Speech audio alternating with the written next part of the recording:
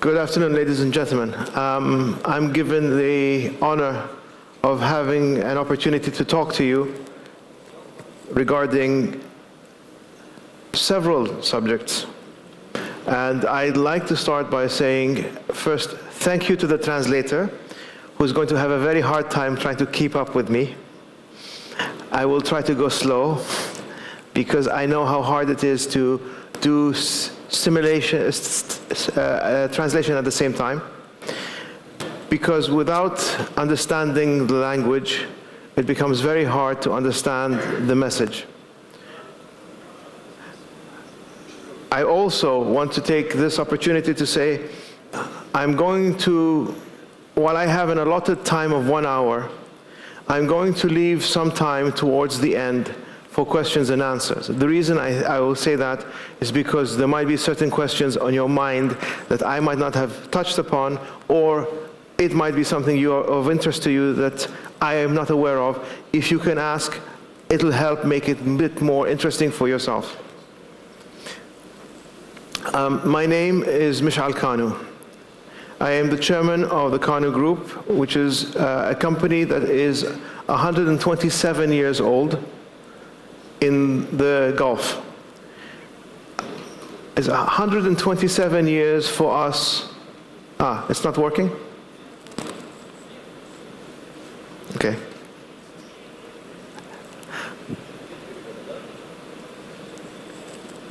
I'm sorry, I want to make sure everyone gets to understand.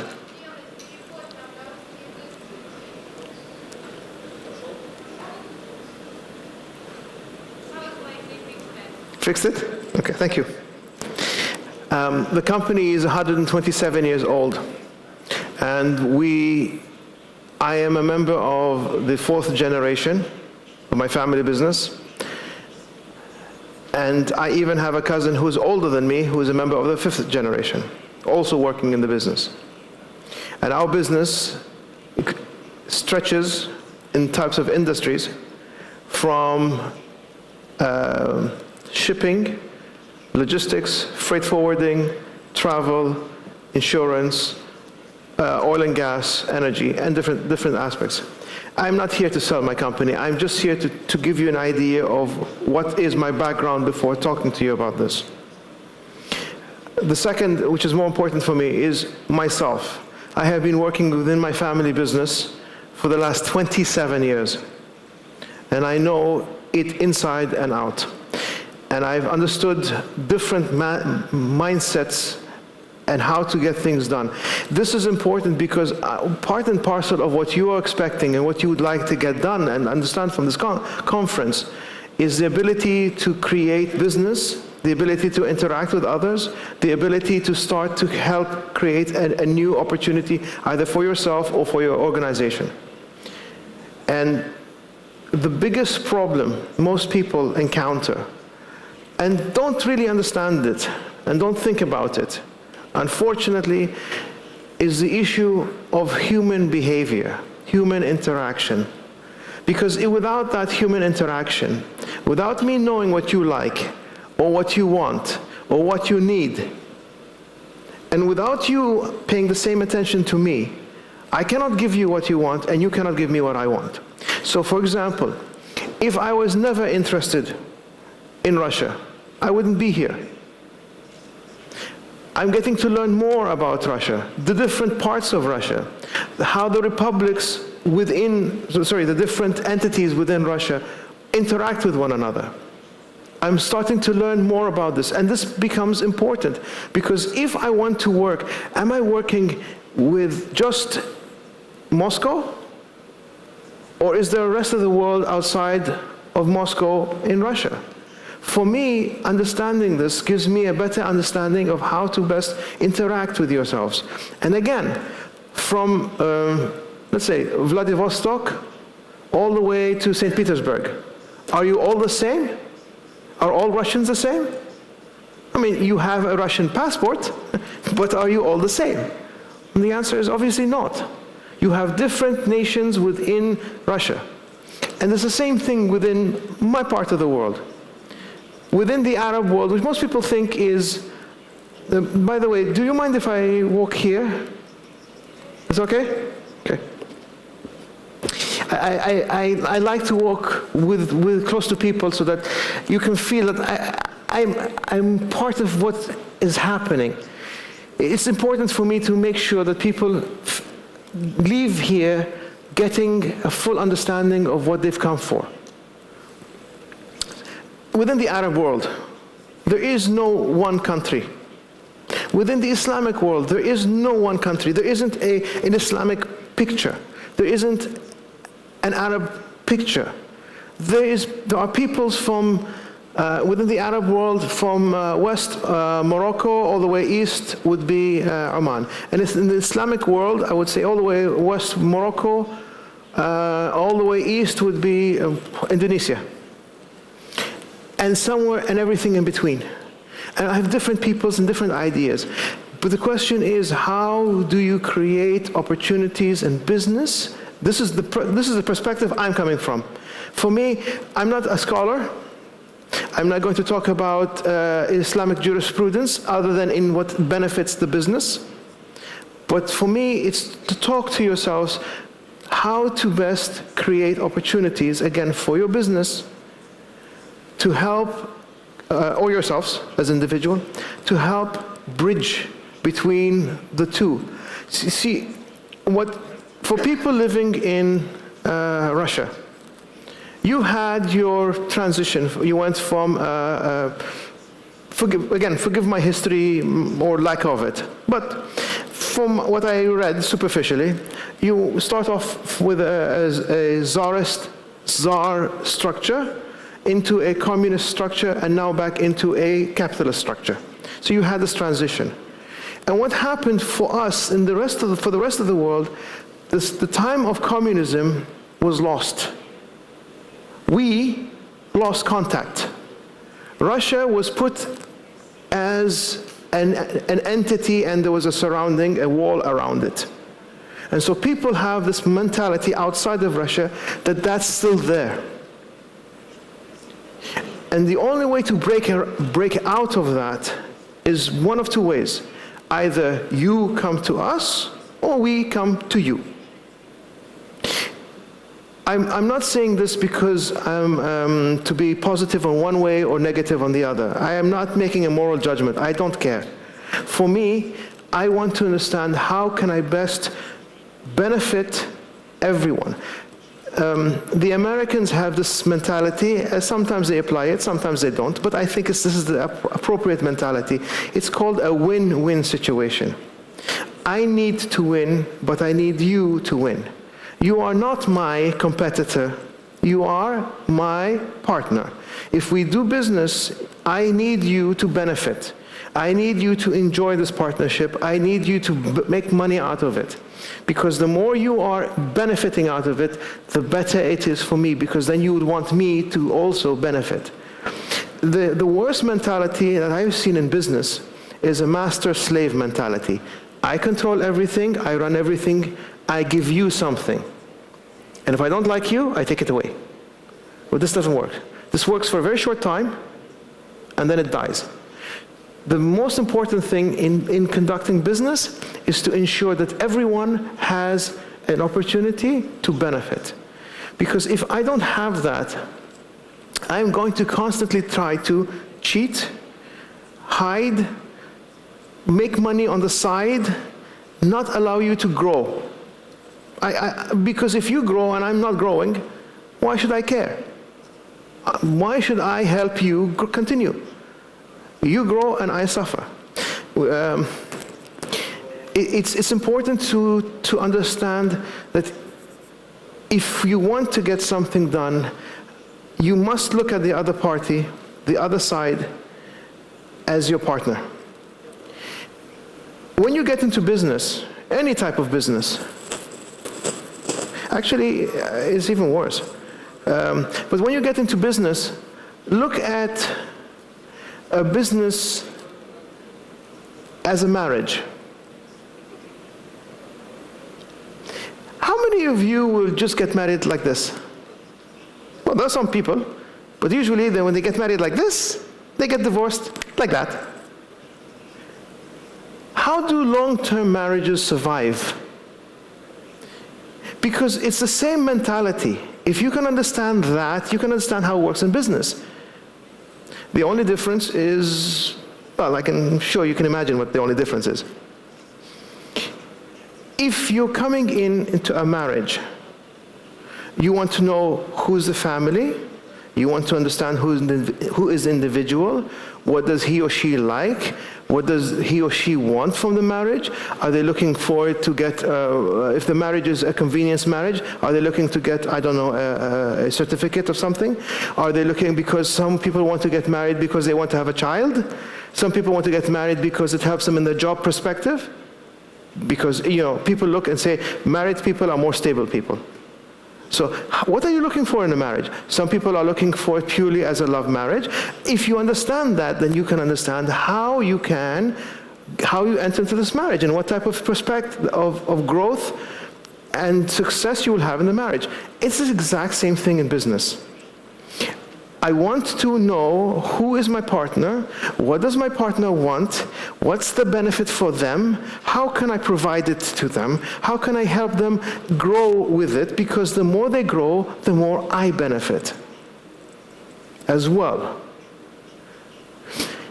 When you understand this, then you take this whole perspective of what I just talked about business, and you start to apply it in terms of how countries interact with one another. Tatarstan actually is in a much better situation than, say, the UAE was 40 years ago. You have minerals, you have industries. I'm very much impressed by what industries you have, from rudimentary industries such as rural agriculture, all the way to high-end industries such as petrochemical and the oil and gas, and in some cases different chemistry. It's a big, vast base to work from. You also have a large population. The population here is, I'm given to understand, 3.8 million-ish, somewhere around that much. You have 3.8 million. When the UAE started out, I don't think we crossed 1 million. I don't think we had 1 million people in the whole country. You have the third other thing, you have the backing of a significant player in the world. It's a significant financial player, it's a significant operating player, it's a significant military player, it's a significant political player, which is Russia. The UAE doesn't have that, didn't have that. You also now have something in addition to that.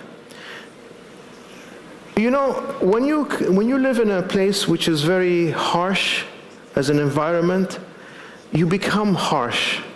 And when you live in a place which is, the English word is lush, green, forestry, you become softer.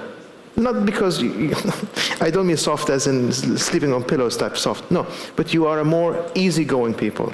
Because there's always lots to give. I can give more. I don't have to fight you all the time.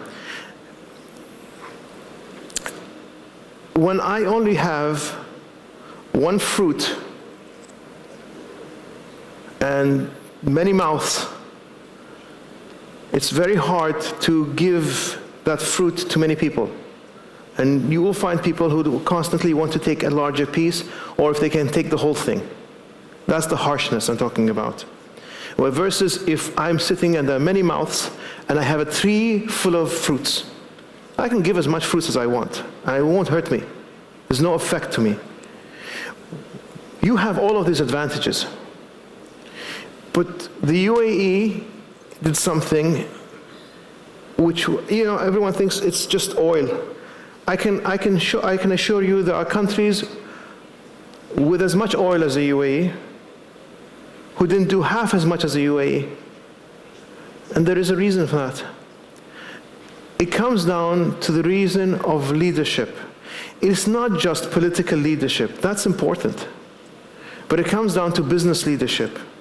People within the industries, people who want to grow and do something, who are not happy with just being an employee, but rather want to do something. Having that hunger helps grow business. It helps people wanting to, I don't mean it in a negative challenge, to challenge one another all the time, to fight with one another all the time. I don't mean that. But what I do mean is it's competitive, in that I'm constantly want to do better than my friend or my brother, not to hurt them. There isn't, I have to win, he has to lose. No, it's just I want to do better. And when you do that, that competitive push that you will get from within is something that really will make you move, what the English say, move mountains. You can't imagine how hard it is for people to imagine a small country like the UAE doing what it has done. And as I said, if the UAE can do it, there is no reason why Tatarstan or any other republic within the Soviet, sorry, it's Freudian slip. Within Russia, there's no reason why they can't do it. And again, if you look at all of the resources that you can pull from, it's fantastic. Now, what does the larger, because this conference is talking about finance and cooperation between Russia and the Islamic world. First, I'd like to remove that idea. There is no quote-unquote Islamic world. There are Muslims and other non-Muslims. Russia is a legal entity, a country. But as I said in the beginning, not all Russians are the same. I want to be able to benefit myself, and yes, I know it sounds selfish, but everyone starts with themselves. I start with myself, and then the circle moves to my family, to my larger family, to my community, to my society. I want to benefit myself, but I also want to benefit others. I need them to do good. I need them to win. I need them to feel that they have an opportunity. Because if they don't,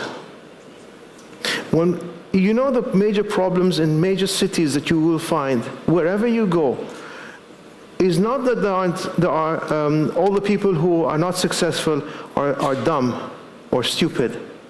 No. It's that they're never given an opportunity to grow.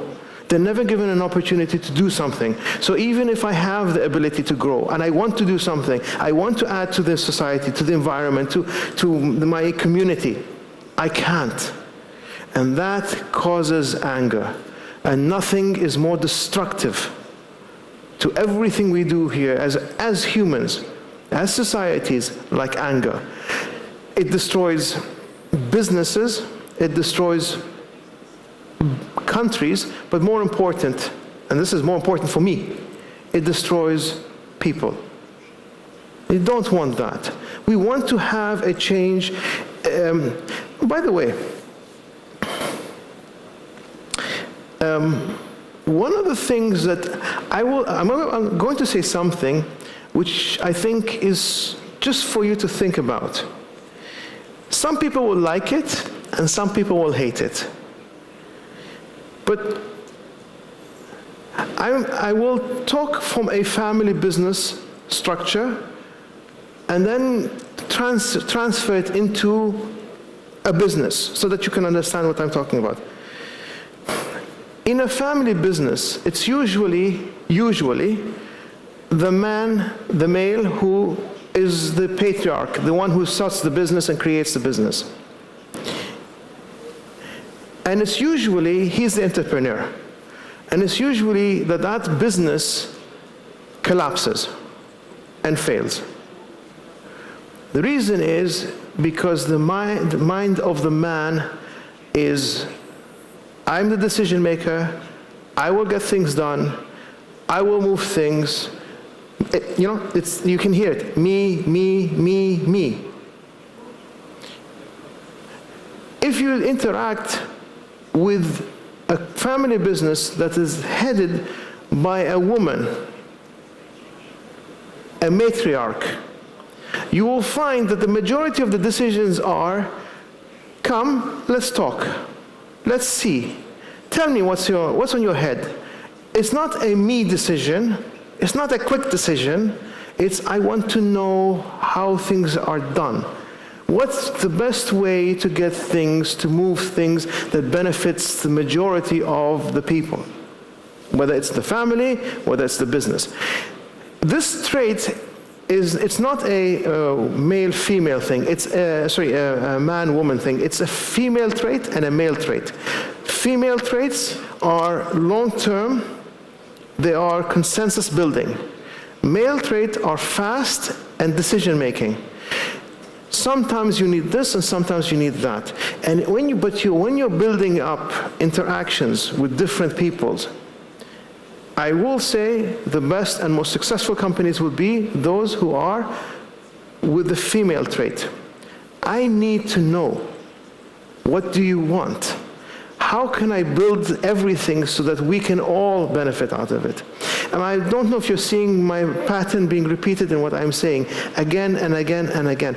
And this is part and parcel of understanding human behavior. It has taken me 27-ish years out of trying back and forth efforts with my family, externally, outside of the UAE, understanding how to best interact with people.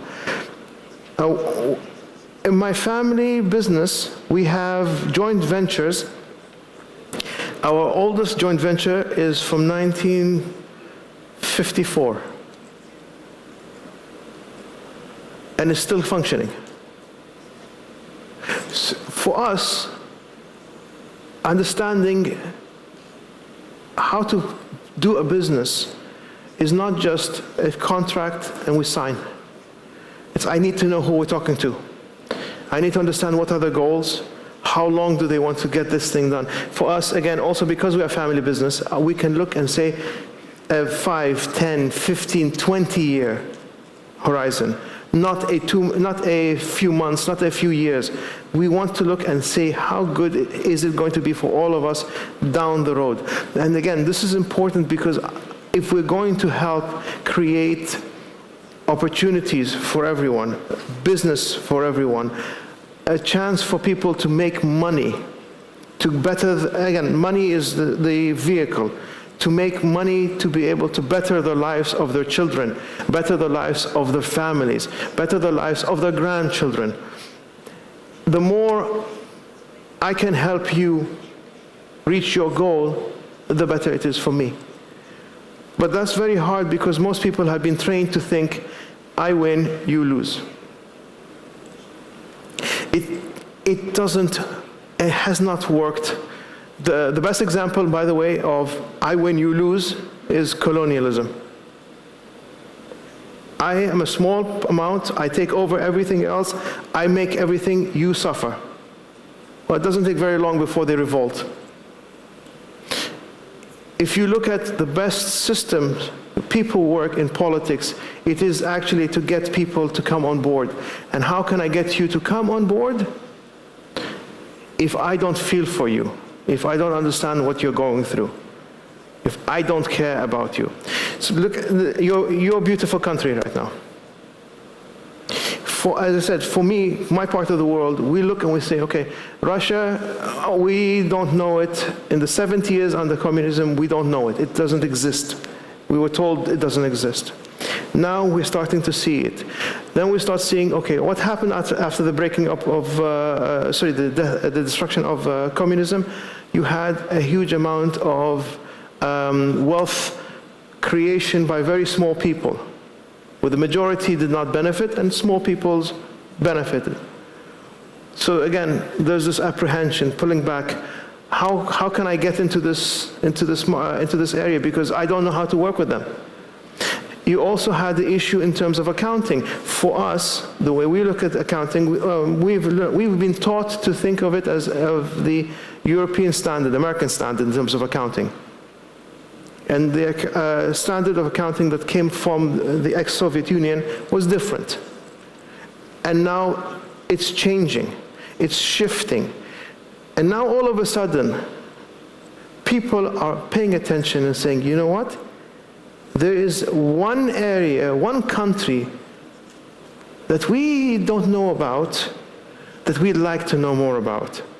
First, for us, our immediate place of attention was India, the Indian subcontinent, because it's right next door. The second one of place of attention was the African continent, because it's right next door. Then it's now picked up, everyone started picking and talking about China. But it's amazing. There's people talking about China, people talking about Latin America, people talking about Africa as a continent.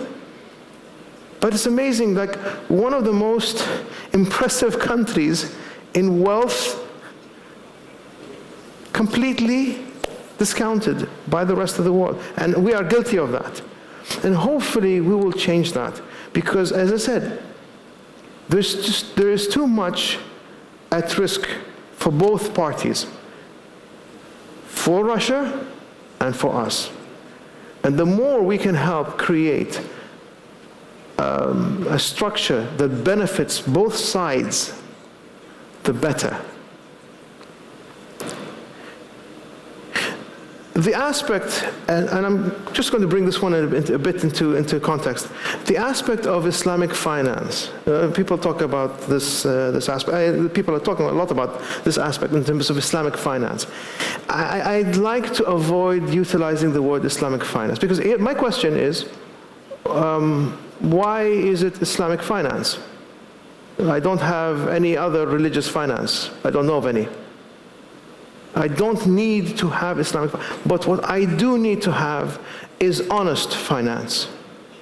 I need to have a partner in finance. That's more important for me. Whether I am Christian, Hindu, Muslim, Buddhist, Jewish, it doesn't really matter. I need to have an ability to access good and fair finance. Because I want to do a project, I want to build something, I want to move something. And this has been lacking. Because the banks have taken a stance, we lend you the money, again, I'm not saying this to be negative against any banks, but this is the past actions that have happened.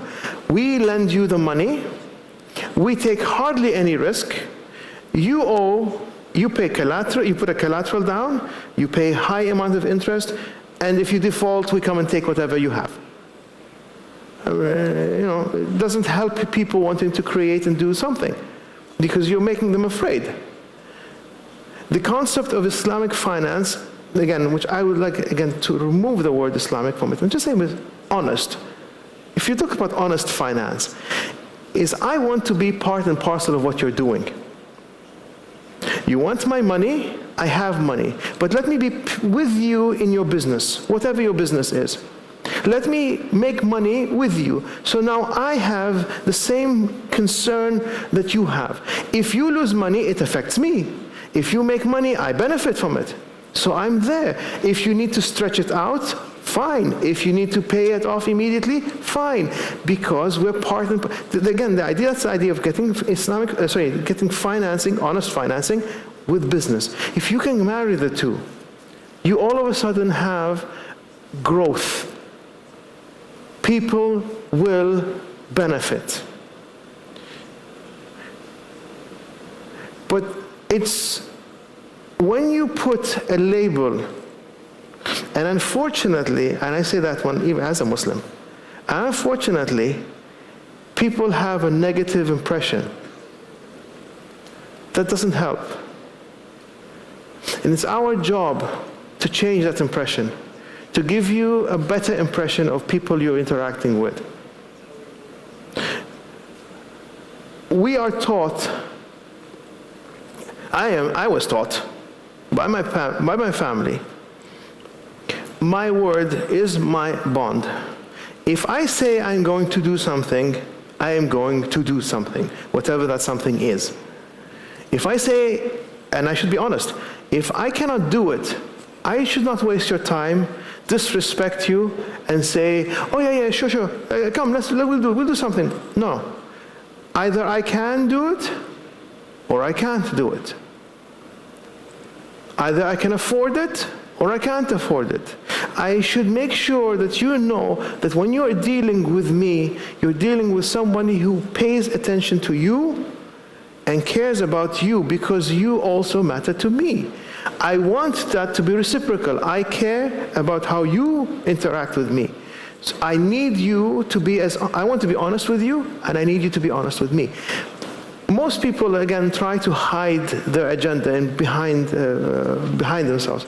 My past experience and what I've learned from my family has taught me very clearly, if you do that, it's not going to work. People will discover your agenda, people will be unhappy with what you do, and then people will start to plan and do things behind your back. We don't need this. In the business world, this is not needed. People are also, unfortunately, afraid to come and say what's on their mind. They think that if I say what's on my mind, either you will think I'm too small, too unimportant, to whatever negative thought that you want to have. The idea is to be able to say, you know what, I want to bring you on board, and nothing you ask me is wrong, nothing you tell me is bad. How can we best understand one another? Once you do that, growth will always come. And if we have growth in the world, job opportunities, people working, what are the chances of me having a fight with somebody else? I only trade with people who are either neutral with me or positive with me. I cannot trade with my enemy. If I create enemies all over the world, with who am I going to trade? And if I cannot trade, how do I grow my economy? How do I grow my business? So it's important that there is trade between people. But more important is that there isn't this animosity and hatred. Because if I can't do that, how am I going to help myself, let alone help you? This part, and only this part, is the one thing I will emphasize in terms of, and for those who are non-Muslims, for me, this is what Islam stands for. Islam spread two ways. It spread through fighting in certain countries, and it spread through trade in certain countries.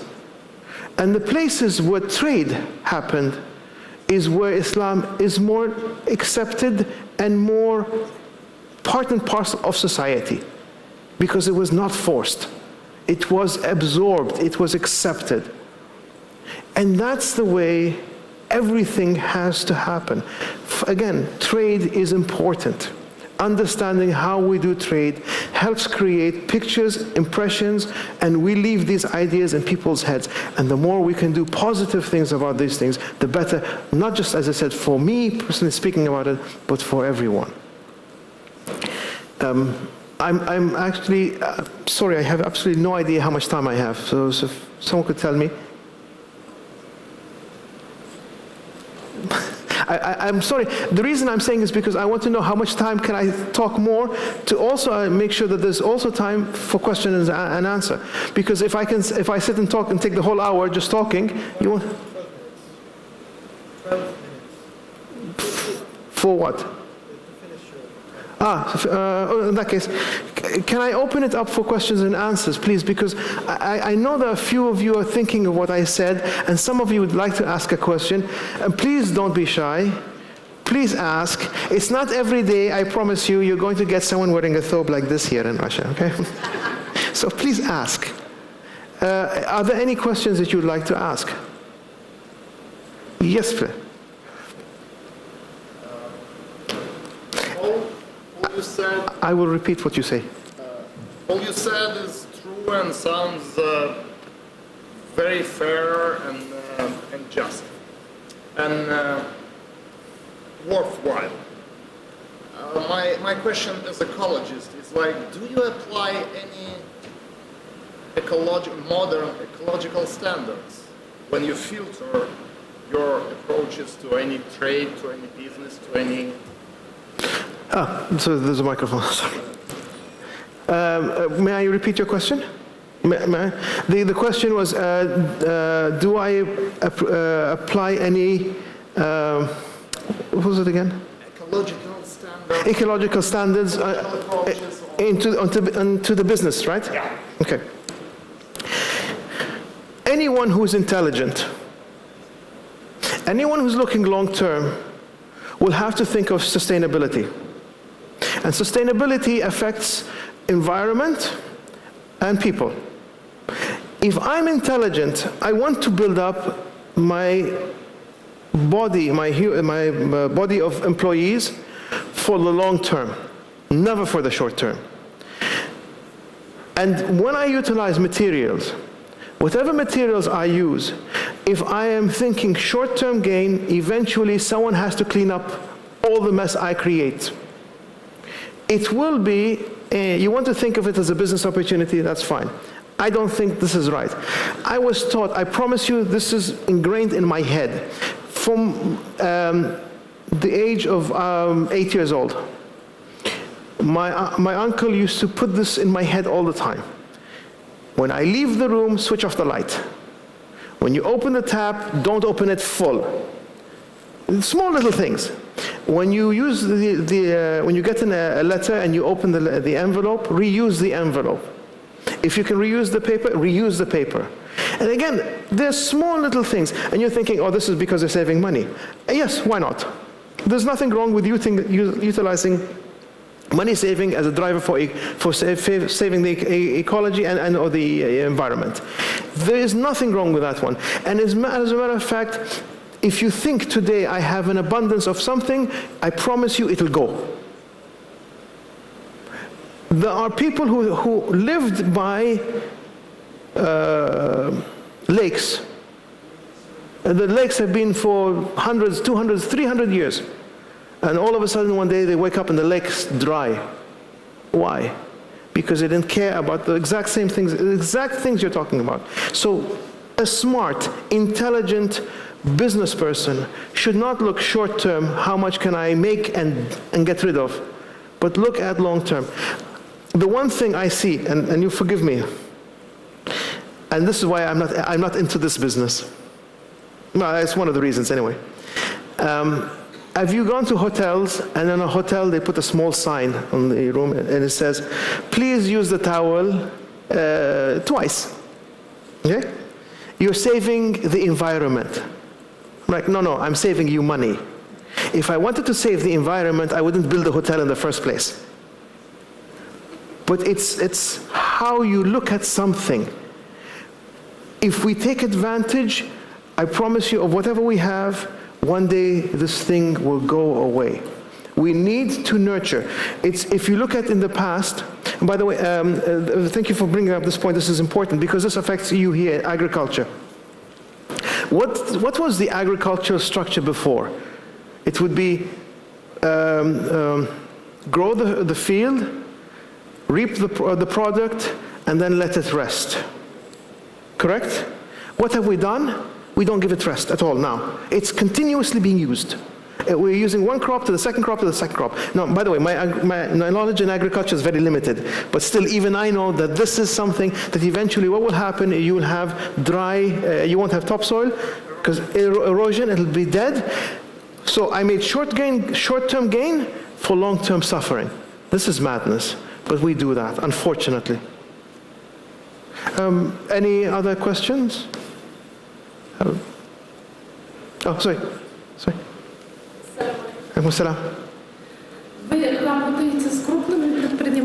Sorry, I need... Thank you.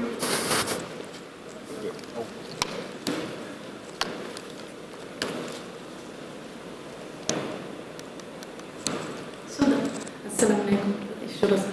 Я предприниматель. У меня вот 1000 квадратных метров свой халяль-магазин, кафе есть. Я приехала с Альметьевска, это город нефтяников, Татарстан, нефть у нас находится.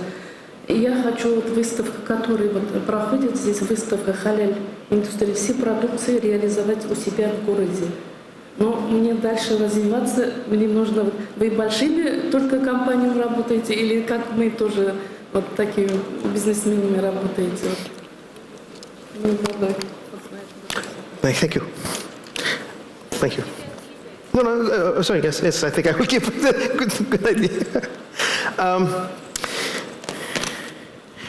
The problem I have with small companies is access.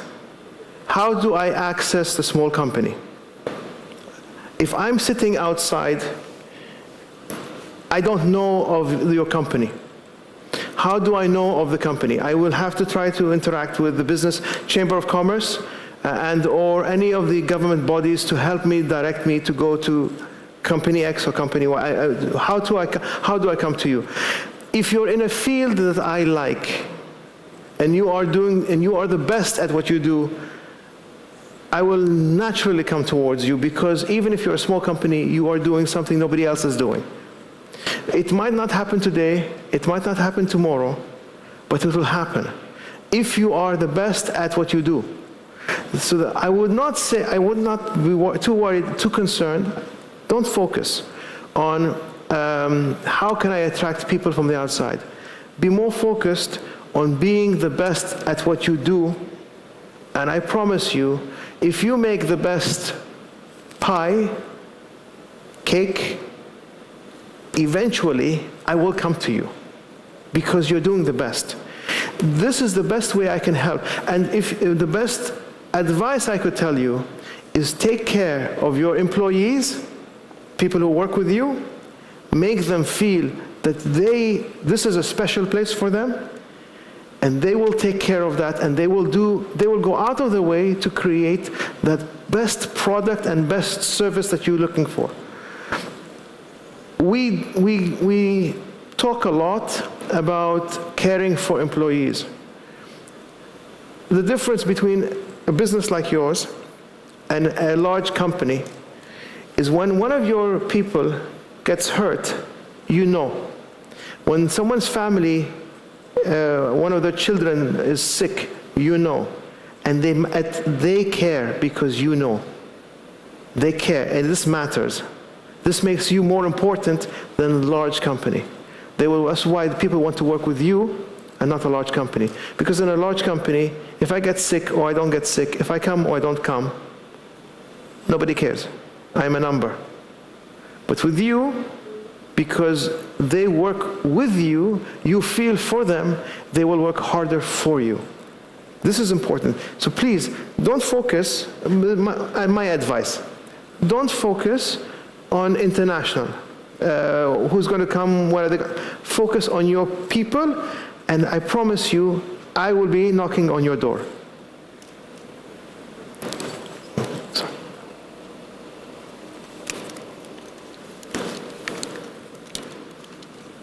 Спасибо вам за интересное выступление, где вы поставили правильные акценты на простых и нужных вещах, которые необходимо понимать в ведении бизнеса. Частично на вопросы, которые сейчас задам, вы уже ответили, но тем не менее, вы сравнили ведение бизнеса с женитьбой. Это значит, что вы очень ответственно подходите к выбору своих контрагентов, бизнес-партнеров и так далее. Хотелось бы узнать, как в вашем семейном бизнесе происходит процесс принятия решений, когда вы собираетесь заключить договор с новым человеком, с новым контрагентом и так далее. И были ли у вас какие-то реальные примеры того, когда вы отказывались от большой потенциальной выгоды, которую практически 100% вы могли получить, если контрагент или ваш партнер новый казался вам недостаточно честным или чистоплотным? Спасибо.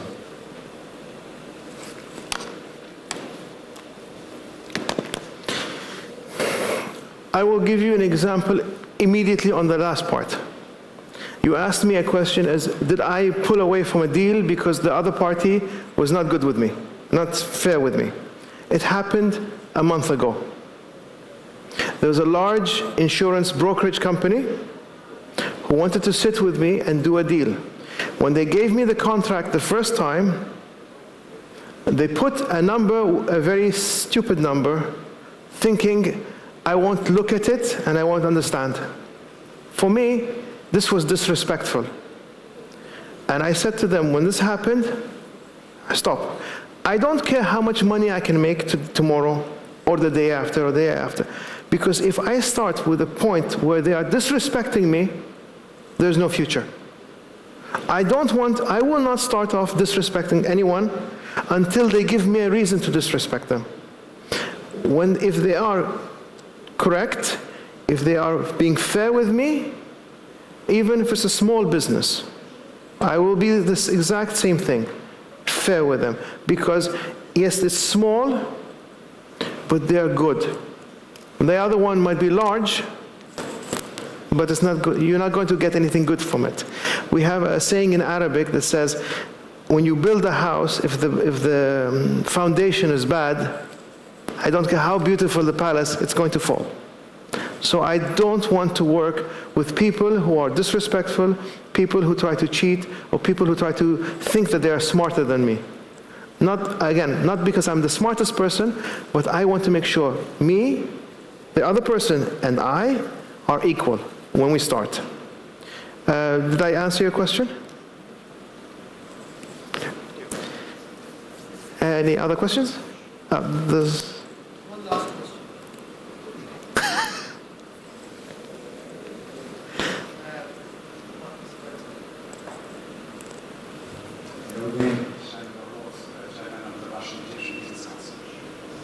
I really appreciate your philosophy. Actually, I could only dream that the whole world, at least my world, would function as described. But I would like to, as a person, I think many people here are engaged in making Russia a better place. One thing which cannot be ignored is the hardship through which the Russian people went over the last 25 years. And you know, when you don't have the security of how to feed the children tomorrow, when you don't know if you are going to feed them today, some ethical aspects like stealing, like cheating, like doing like that, are not only a moral issue very often for many people, and I'm not defending what has been done yet, but I'm just trying to analyze the situation, was no survival game, and then it might have become a habit for some. How would you, as a manager, not only of a company, but of a country or a region, etc., push the critical mass towards those ethical principles? You don't worry too much about how you're going to live and feed the children tomorrow. You're above that. You know, if you take the Maslow pyramid, a lot of people in Russia are still at the bottom. This is a long-term problem. You cannot solve a long-term problem with a short-term solution. It doesn't work. It's in banking, if you have a long-term problem, you don't take short-term financing it doesn't work. But this is an issue of generation, and it starts off really with leadership and what changes does the leadership want and how long is it willing to go through. Now that doesn't that doesn't answer the immediate question. The immediate question is, how do I fix an imbalanced situation? An imbalanced situation, and by the way, this is not just in Russia. This is nearly in most of the world, where a small percentage controls a lot. In our part of the world, in the Gulf, let me just talk about the Gulf more than anything else. The compensation for that one is done in two methods. One, it's by the government, spreading the wealth. It's one way. And the other one is by the individuals because of the religious edict, zakah and sadaqah, to give. Okay? One is a requirement and the other one is above and beyond. So you give. And the giving, in the Islamic understanding of it, sadaqah, it is a purification. It's a purification of the money you have.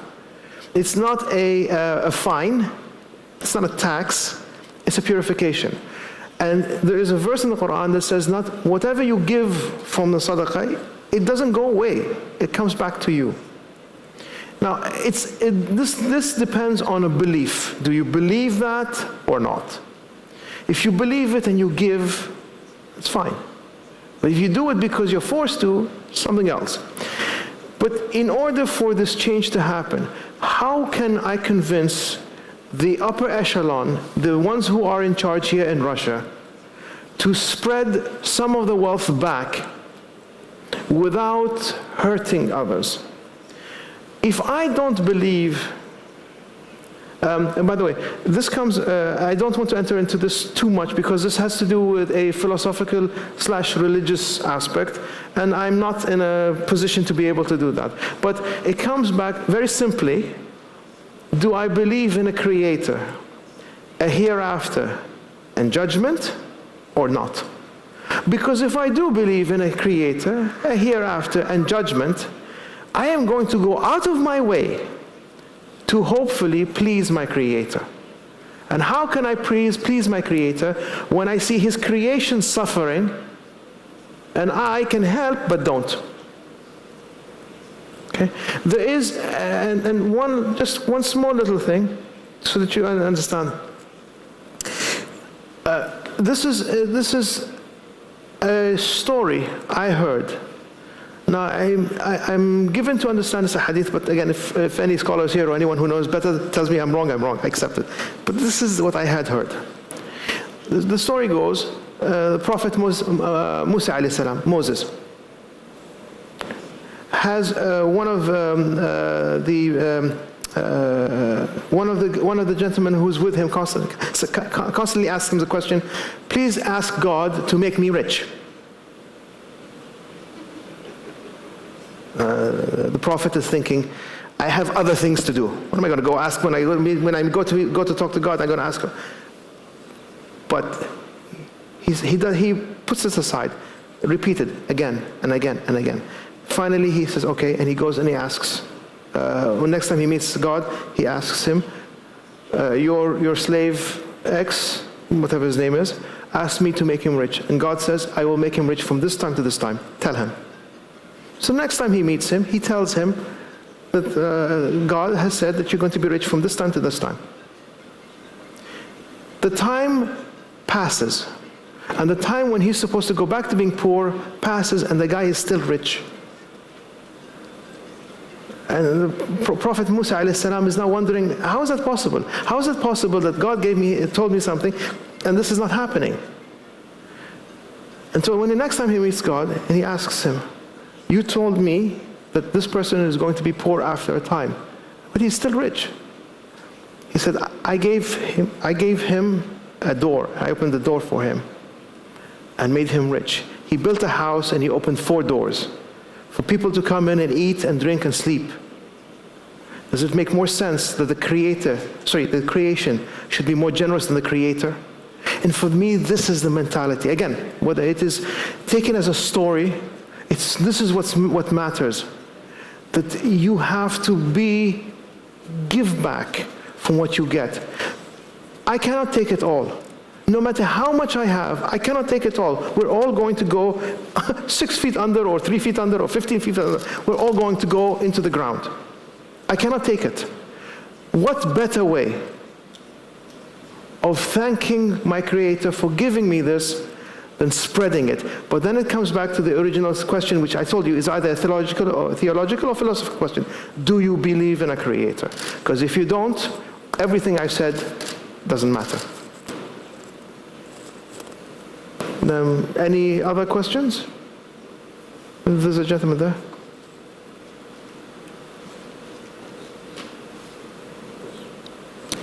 Okay, there's 2 questions. There's one here, one there.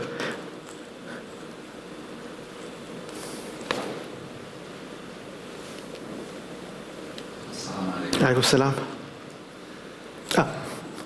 Yes. Sorry.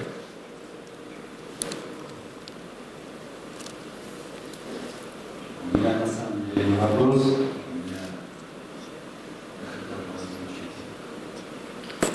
мы представляем на этом саммите Республику Северная